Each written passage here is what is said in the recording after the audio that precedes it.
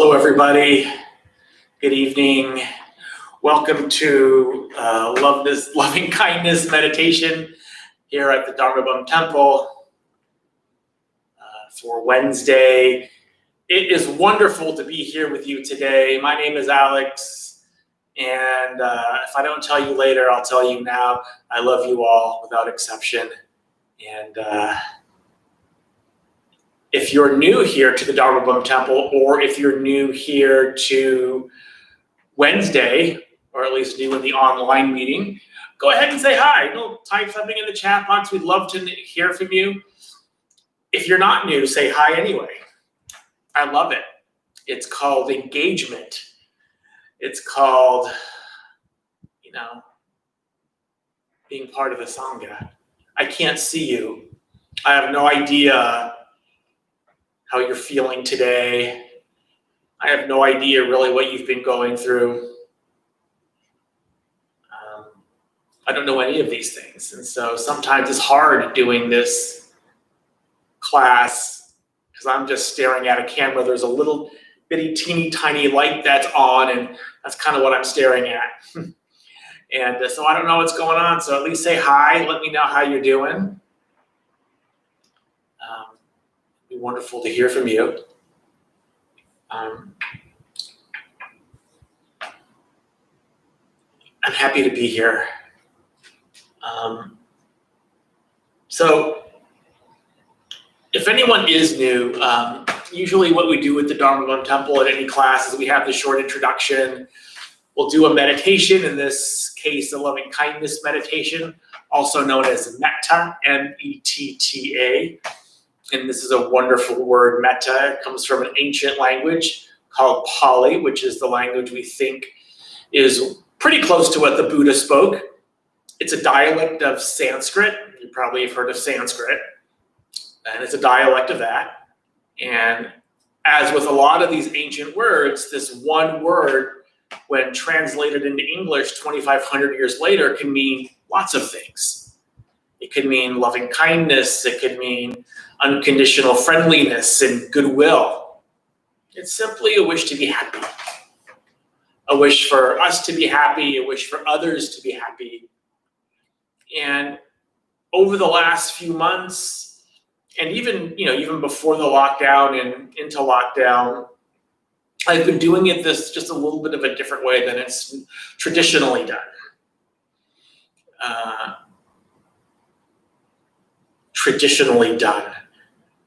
A lot of people translate that into the right way. It's not necessarily the right way, it's the traditional way. But there's other ways to do it. And this is another way to do it. And this is the way that I've been doing it for a while and will probably continue to do for at least a little while longer. Because really the most important part of this practice is having loving kindness for yourself. And this kind of modified way that I do it just allows you to have, it sets you up to more easily have loving kindness for yourself. Because if you can't have loving kindness for yourself, if you can't have that experience in your own heart, and this is an experiential practice,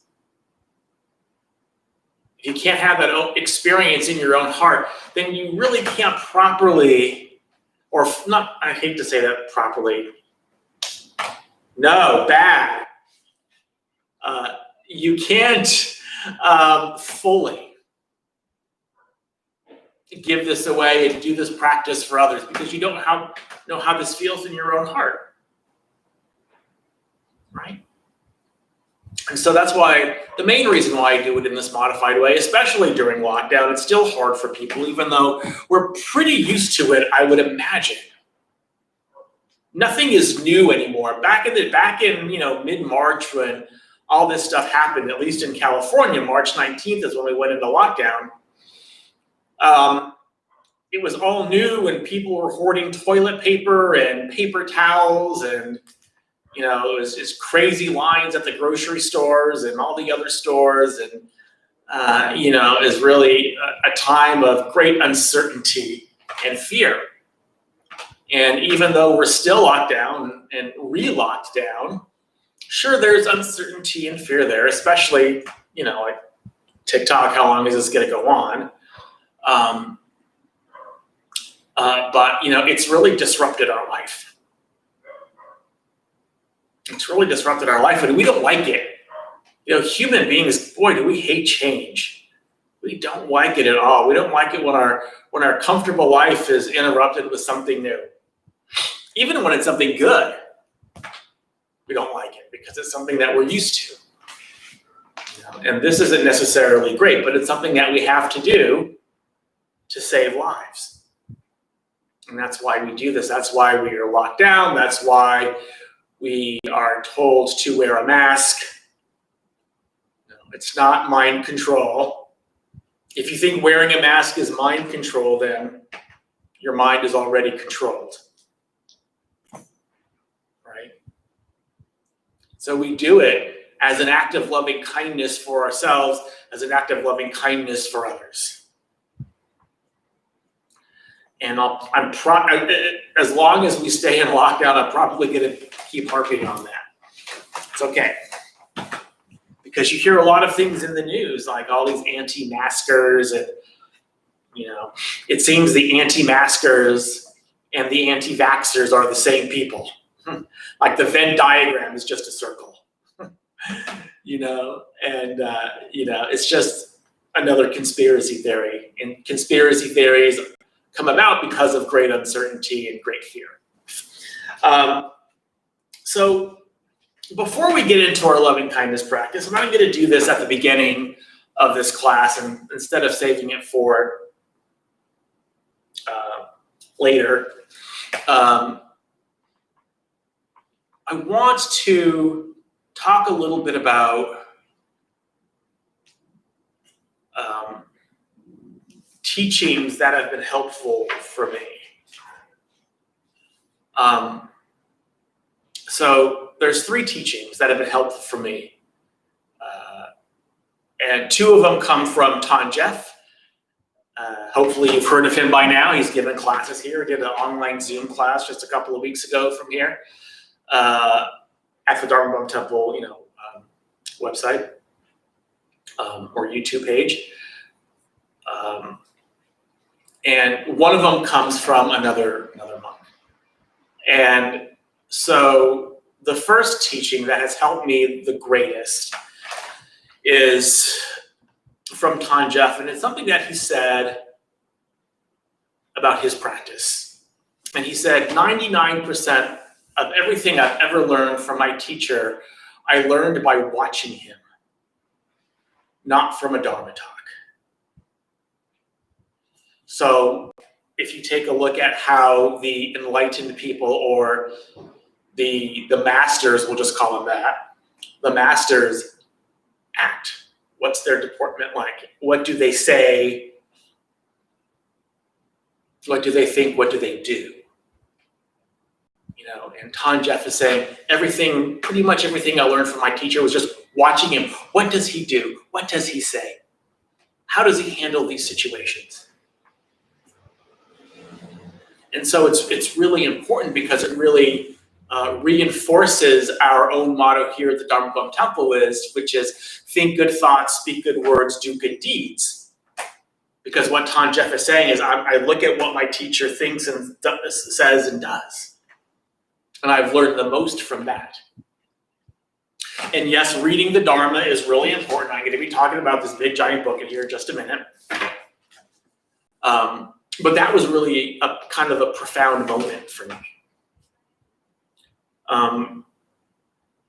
Number 2 is, and you may not know about this teaching, and this teaching is called not self.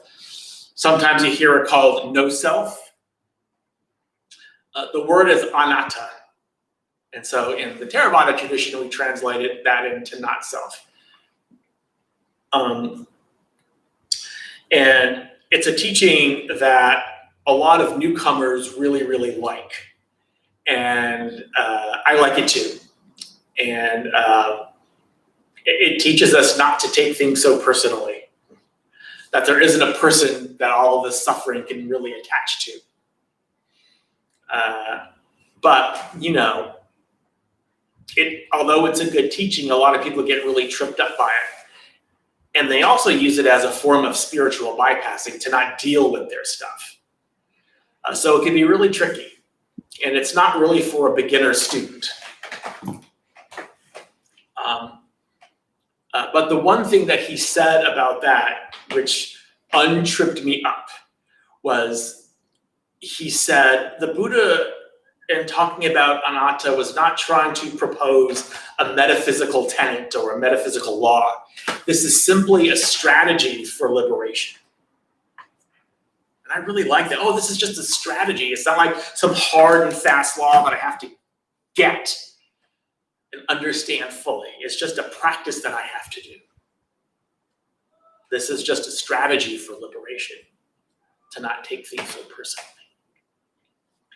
And the other teaching that has been most profound for me was something that I came across recently. And it comes from a monk. His name is Bhikkhu Anayalo. Bhikkhu Anayalo is awesome. Bhikkhu Anayalo is a German monk in the Theravada tradition, Sri Lanka, I think. And he wrote this wonderful book called Satipatthana, The Direct Path to Realization. And it's a classic in the Theravada tradition. It was just published in, I think, 1994. It was his PhD dissertation in Buddhism that he eventually made into a book. And it's, anyway, this teaching is not that, although it's wonderful. His teaching talks about respecting the different Buddhist traditions. You know, a lot of us come from a spiritual or religious tradition that's very dogmatic. That's very, you better think this one way or else. This is exactly what the teaching says, and this is exactly what the teaching means. And this kind of dogmatism, you know, has caused a lot of us a great deal of pain and suffering. And a lot of times when we get to Buddhism, we don't always realize that there are different schools of Buddhism and they have different strategies, different practices, different ways to freedom, to the extinction of suffering, to nirvana, to the deathless, and all the different analogs and different ways to say the same thing. And it's, I think, 29 minutes and 51 seconds. It's about 30 minutes. And it's on YouTube. It's just respecting, I think it's called Respecting the Different Buddhist Traditions. And if you have an extra half hour, take a look at it. It's wonderful. And it's such a wonderful book. And what that did was confirm to me that even in Buddhism, there are different ways to looking at things. And Buddhism evolved differently in different countries. It evolved differently in India than it did in Indonesia. And it evolved differently in Thailand, and it evolved differently in Burma, and it evolved differently in China and Japan and Korea and Vietnam and Laos and Cambodia. And all of these different places where early Buddhism took root. Early, like in the first, like maybe 1,200 years or so after the Buddha died. And if you go to these different countries, and study Buddhism, you're going to get like different practices, different ways of looking at things, different, stressing different things. A lot of it is the same, like the Four Noble Truths, Eightfold Path. That's pretty much understood everywhere. But some people don't even, some countries and some forms of Buddhism don't really stress that at all. They stress other things, which is fine, right? It's just their, how they constructed the Buddha. If you look at the different statuary in these different countries, in China, the Buddha looks Chinese. In Japan, the Buddha looks Japanese. In Thailand, the Buddha looks Thai. But the Buddha wasn't any of those things. He was Indian. So does a Chinese-looking Buddha mean that that's wrong? Of course not. Absolutely not. But some people might think it is. But nothing was written down in Buddhism, in early Buddhism. Nothing was written down. There were no statues of the Buddha, no physical depictions of the Buddha until like 500 years after he died. So we don't know what the Buddha looked like. So the initial, early representations of the Buddha with what looks like hair, that's what the Indian artists of the time, when they were looking at the 32 physical markings of the Buddha, one of them had something to do with his head. And so because of that, that's how they translated this into something that looked like hair, not necessarily was hair. But the Buddha was a monk, so he had no hair. But so are all of these, if you take a look at all of the statues here and everywhere that you see, the Buddha has some hair-looking thing, right? Is that wrong? No, not at all. The Buddha knew this too. That's the genius of the Buddha. He was a master psychologist and a master sociologist, and he knew all of this was going to happen. That's why he said, when you go out and you teach the Dharma, he said, you teach the Dharma in the manner and the customs of wherever you're teaching it at. So the Buddha taught in different languages. He taught in different cultures. And he knew that people had different ways of looking at things and understanding things. And even in the Theravada canon itself, in the Pali canon, there are different ways to liberation. There are different things you can focus on. And which is kind of what I wanted to talk about just a little bit right now, because this is a loving kindness class, and there's a lot of ways to look at loving kindness. And in our daily lives, in our everyday lives, in our everyday actions, we take these things called the precepts, and they're the precepts of non-harming. There's things we do every day and ways of being every day to not harm ourselves and to not harm others. Excuse me. And so these things are refraining from taking life, refraining from taking life, refraining from not taking what is ours, so refraining from stealing, refraining from sexual misconduct, refraining from lying or tale-bearing, and then refraining from intoxicants or anything that leads to heedlessness. And so as lay people, and you can take more, but as lay people, these are the 5 that we focus on. And so during the day, we try to uphold these precepts to the best of our ability, because they don't harm ourselves and others. And there's something because it's how we live our lives. You can just use this to attain liberation. And the interesting thing, and this is called sila, and sila is translated into virtue. So these are the virtue practices.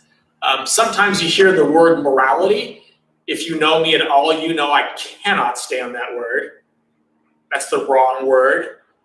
For me, anyway. For others, it's a perfectly acceptable word, and that's fine. But for me, it just doesn't sit well. Because what might be moral in one country might be immoral in another country. So that's why I like to use the word virtue. And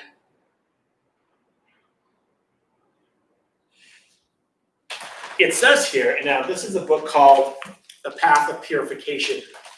And this is written by a 5th century Buddhist monk called Buddhaghosa.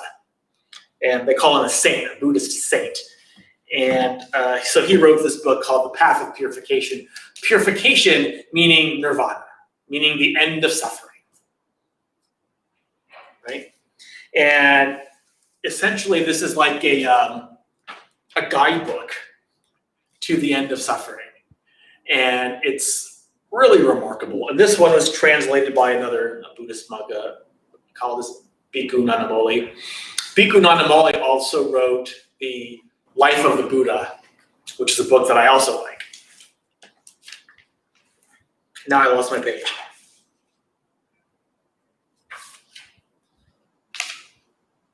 Anyway, but the point I'm trying to make here is that in this book, just in the first chapter is called Virtue. The first one, the first thing they talk about is virtue. Not harming people by your thoughts and yourself, by your thoughts, words, and actions. So that's how important it is. And so this not harming is an act of loving kindness. If you read the Metta Sutra, it talks a lot about virtue. That you wouldn't do the slightest thing that the wise would later reprove. That you wouldn't do anything that the wise people would say, oh, you shouldn't have done that. You know, and we fail. The great thing about this practice is we fail at this every day in some ways. And we know we fail at this every day in some ways. And all we do is we strive to be better. We try to be better. And so we don't put this tag of perfectionism on us that weighs us down. You know, we're in a culture that does that perfectionism is the main goal. That's horrible. It's a horrible way to live. But we do our best. We know we're going to screw up, but we do our best anyway. And when we screw up, we realize it and we try again. Right? And that's what a lot of this loving kindness practice is about. Okay. I've talked for a lot. Maybe don't tell it is. Oh my gosh, you guys. Been rambling. Why'd you let me ramble for so long? Travis!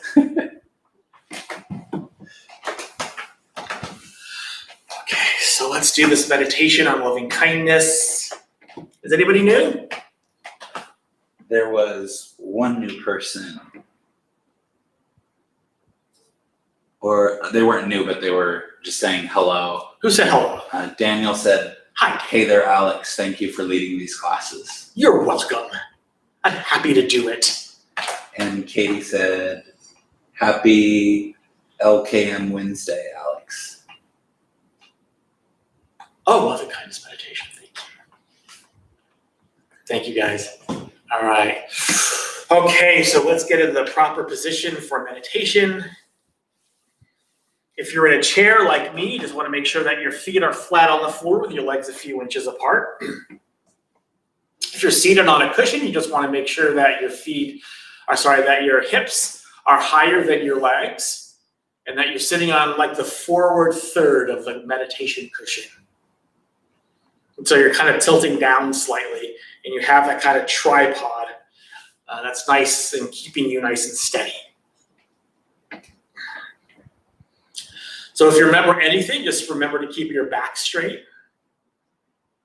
So I like to keep my back super duper straight and then just kind of relax. So my core is still somewhat engaged, keeping my back straight, but my shoulders have dropped. And the rest of my body is relaxed. And my hands can be wherever that's comfortable. And my head is nice and straight. The tongue is on the tip of my tongue is on the back of the front teeth.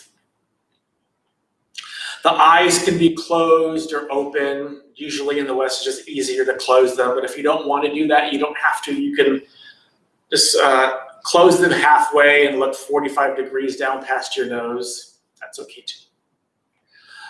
Cultivating this idea of no struggle.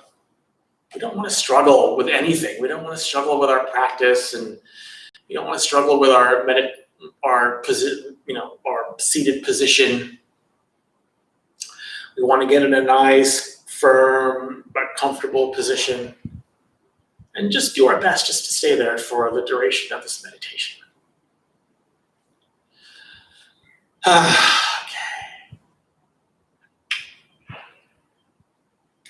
Let's begin.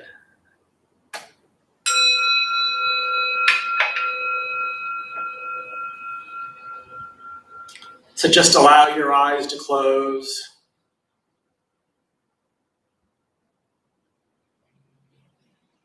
Making sure that you have that comfortable and sustainable position so you don't have to move around too much. Although if you do have to move, it's okay. Slow and short movements are the best. And when we sit like a Buddha. We can even imagine ourselves sitting underneath the Bodhi tree of enlightenment.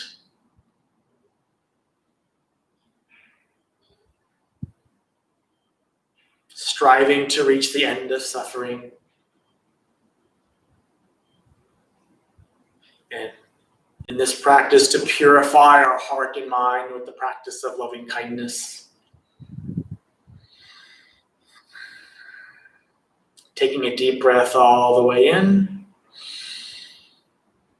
And all the way out.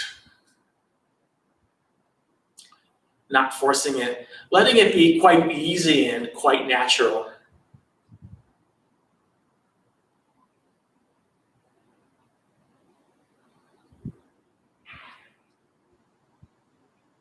So, just to prepare ourselves for this practice of loving kindness, just for the next couple of minutes, just rest as gently as you can in the sensations of the breath.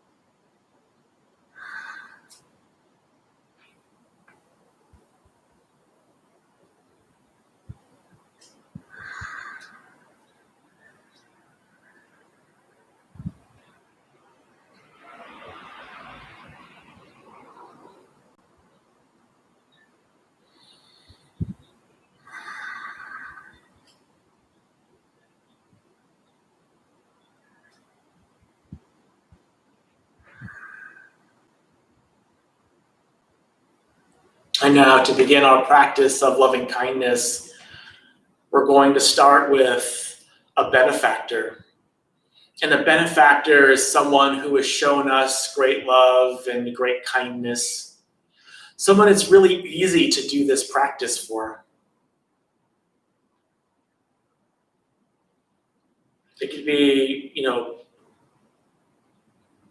mother, father, brother, sister, best friend,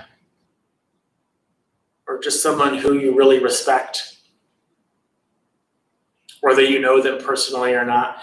They can be alive or not. You just think of this person and a smile comes across your face, recollecting the ways in which you've benefited from their friendship or their guidance.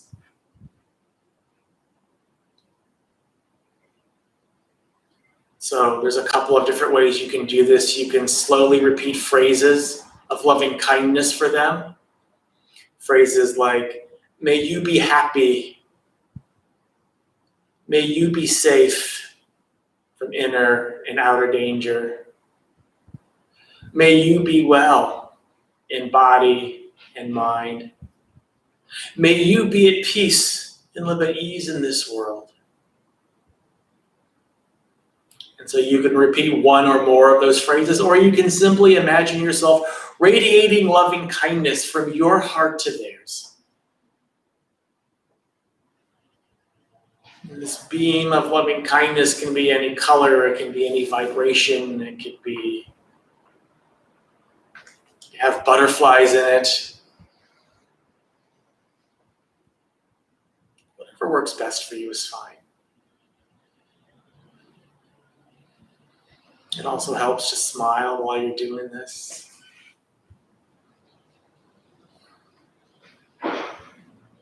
So for the next few moments, we'll do this practice of loving kindness for our benefactor or benefactors.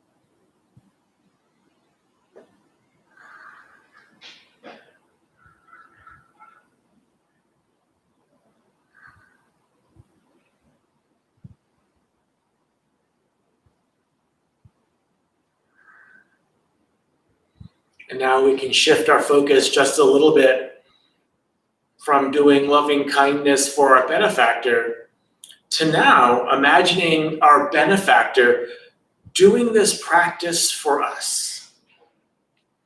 And you can picture your benefactor in your mind's eye and still have all the loving kindness for them.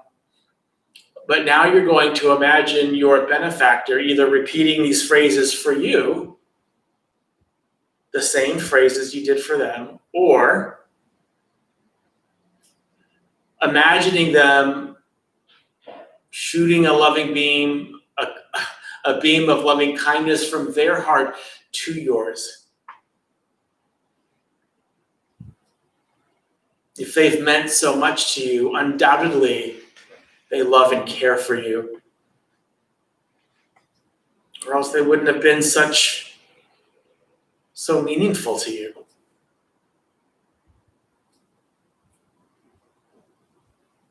And you can even put your hand over your heart and seeing whether you can just accept all of this loving kindness from your benefactor or benefactors, or see if there's any resistance. If there's any resistance, it's okay. It's not a problem. Just notice it. And just breathe into it as much as you can, maybe giving your heart some openness, some flexibility to receive what's being repressed. And here it really helps to smile.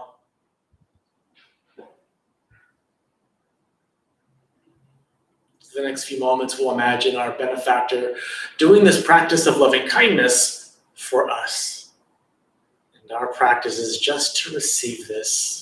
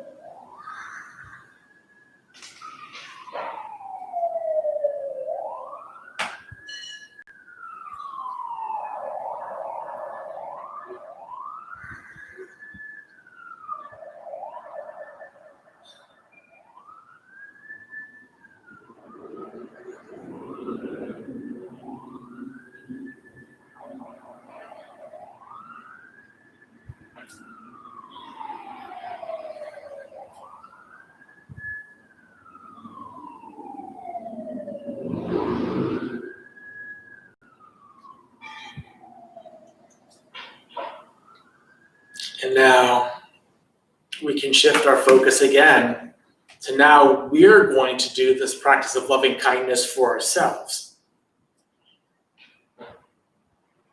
And we can either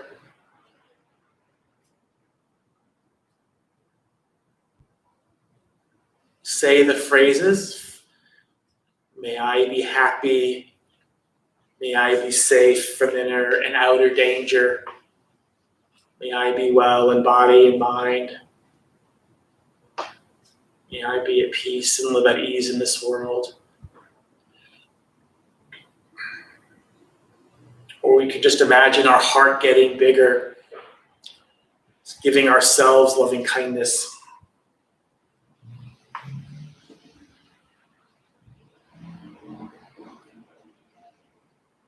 And still noticing, is there any resistance when you're doing this practice for yourself? If there is, that's okay. This is normal, especially in this country.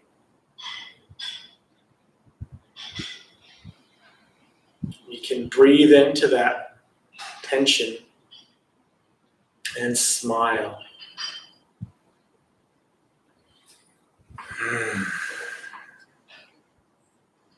So we'll do this for the next couple of moments.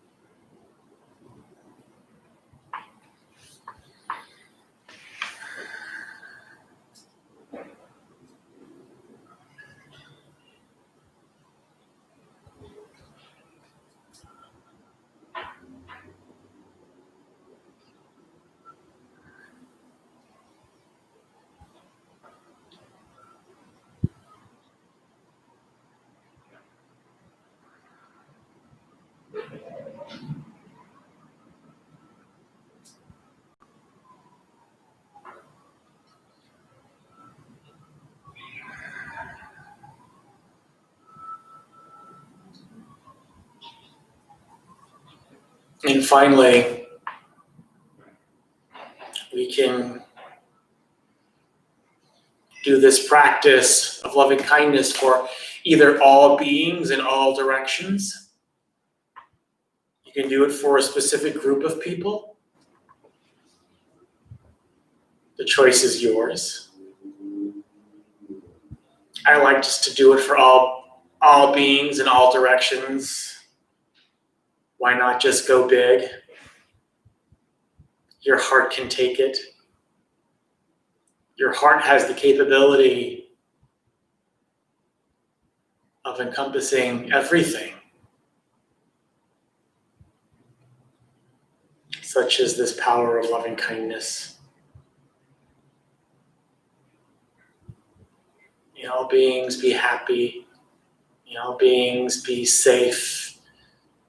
May all beings be healthy.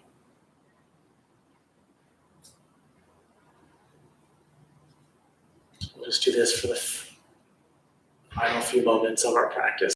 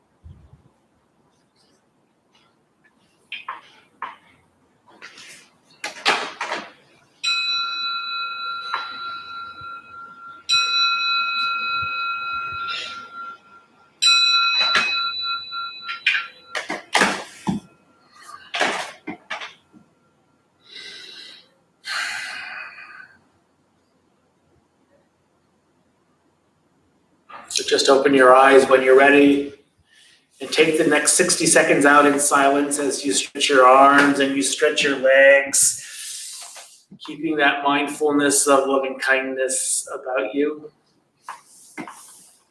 And then we'll begin. If you have a question, type it into the box. Happy to answer it.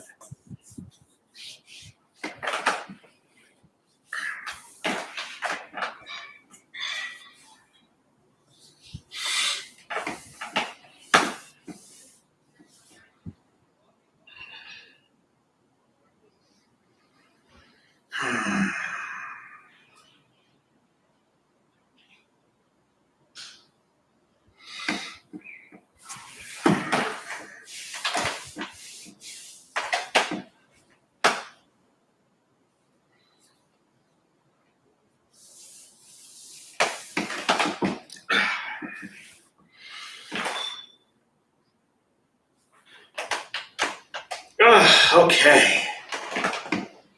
And so, questions, comments, you can ask a question about whatever you want to ask a question about. Let's try to keep it to Buddhism. If you want to let me know just how that meditation on loving kindness went for you, or anything that you experienced during that meditation, I would love to hear it. Any questions about the instructions or about your experience, love to hear it.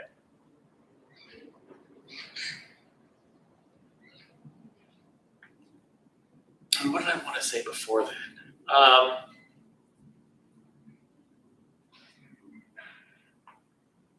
could probably save it. It's okay. It wasn't that important.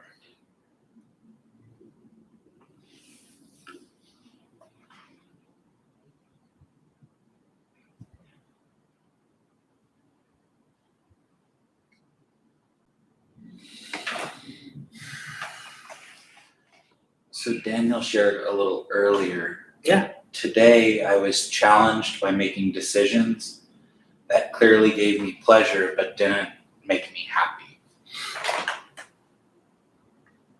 Could you repeat that one more time? Yes. Today I was challenged by making decisions that clearly gave me pleasure but didn't make me happy.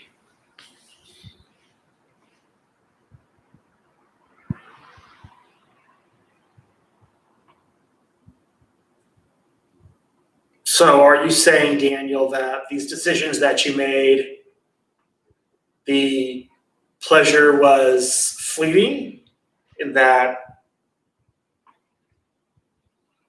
you're glad at least you made a decision, but it maybe was not in your best interest overall? And so this is the hard part about these types of online classes, right? Because your question's a great question, but it's it begs follow-up questions from me. So if you could just let me know.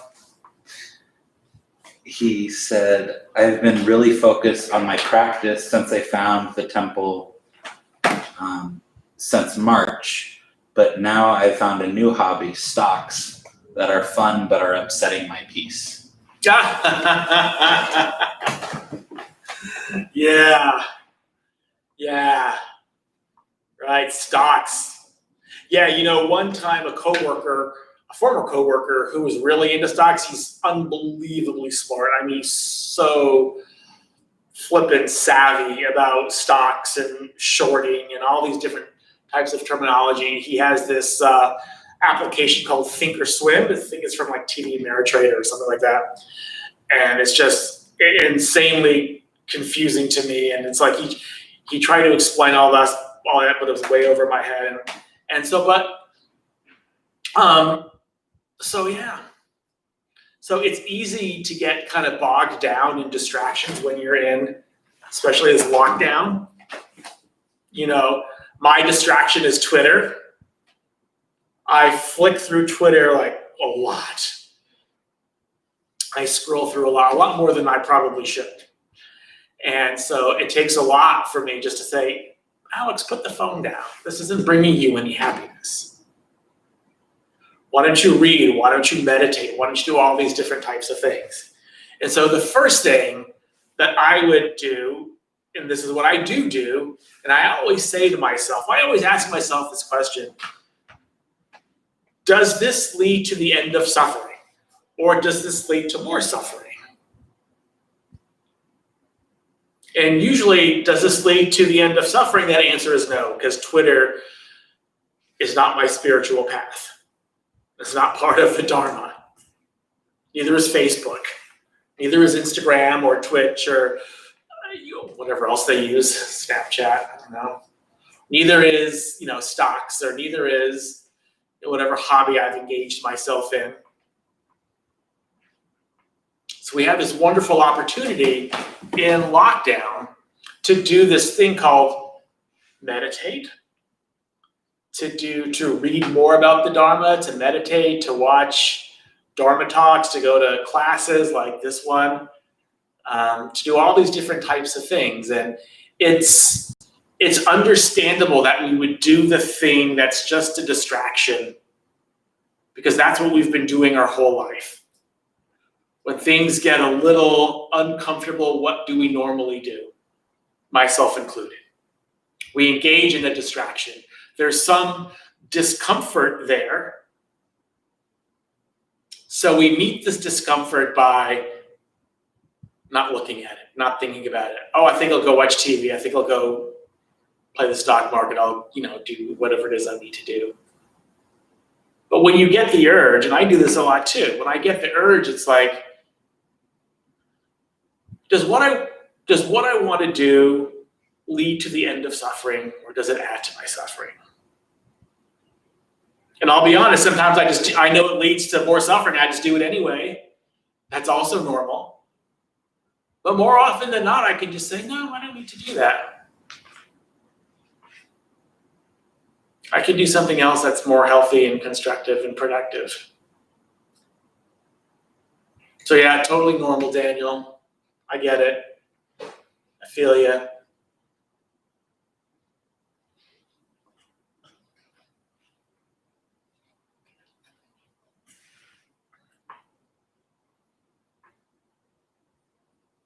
So even though it's about 8 right now, it's like 1 till. I mean, if there's another question, we can certainly entertain that. I know I talked a lot just before we even did the meditations. And again, that's just a different way to do this class. That's fine. It's good to mix it up just a little bit.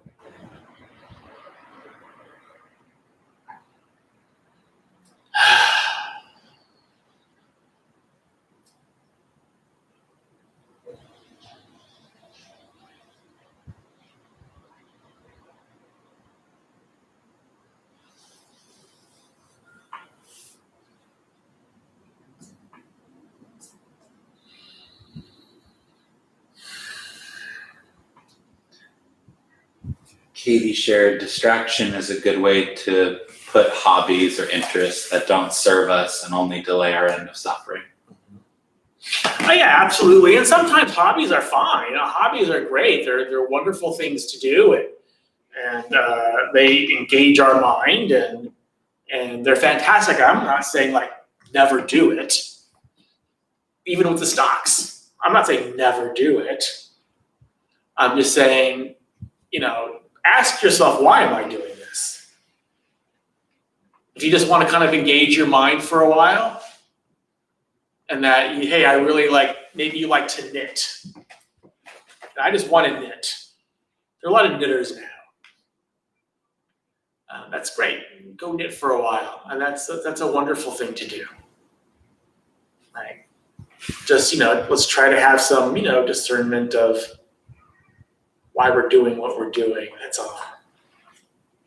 So thank you, Katie. Appreciate your question and comment. And then Janie shared, thank you, Alex, and thank you for being human and making me laugh through relating. Right? Oh my God, I was going to talk about my sister again. You were here last week. And it's really not about her, it's more about me. Or has to do, I'll tell you this really quickly. Has nothing to do with her. This is my middle sister who doesn't believe in coronavirus.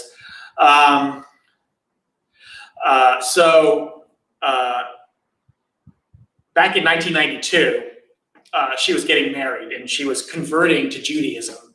She met a Jewish man. I, at the time in 1992, when I was 25 or 26, I remember one of those, 26, I was not the Alex I am now. So that was 28 years ago. And I was, I grew up kind of culturally Catholic, and I considered myself that, and certainly was rigid of mind, but also, still polite. And so we were in Arizona where they were getting married, and so we went to her conversion ceremony. And it was a beautiful ceremony, looking back on it. And there was a rabbi and a lot of her in-laws' family all holding hands while she repeated some phrases or something, and the rabbi recited this beautiful, whatever he said, I don't know what he said. And he was singing, and looking back, it was quite beautiful, but I couldn't think so at the time. I'm just thinking like, oh my God, your soul's gonna burn in a lake of fire. Oh God, help me, she doesn't know what she's doing. I just remember saying that. And I look back on that now and I just think it's so funny. It's hilarious about how I was back then, how rigid of mind I was, how dogmatic I was, and how I had no reason to be that dogmatic. I wasn't even religious. I was just acting on my conditioning.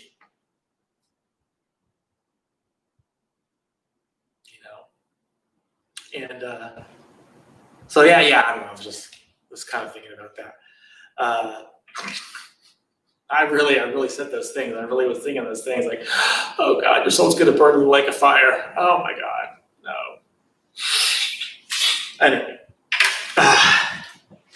it's still probably going to, but that's all right. Just kidding. All right, guys, it was wonderful to be here. Life's a comedy, mostly, really, if you look at it. It's wonderful to be here with you guys. I love sharing the Dharma. I love being human and sharing my humanness with you, and sharing this, practice of loving kindness. May all beings be free from suffering. May all beings be at peace. May all beings be joyful and at ease. May all beings be happy. May all beings be loved and seen for the beautiful, radiant beings that they are. Thank you for coming.